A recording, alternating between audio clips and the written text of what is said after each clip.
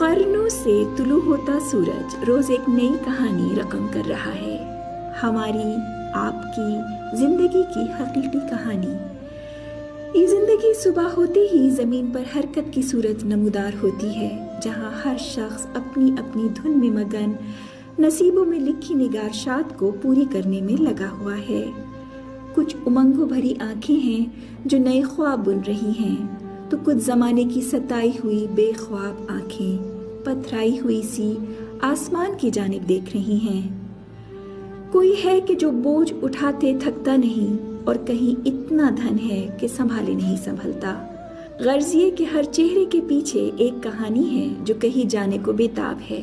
हर मुस्कुराहट के अंदर एक दर्द की घुटन है जो इखराज ढूंढ रही है।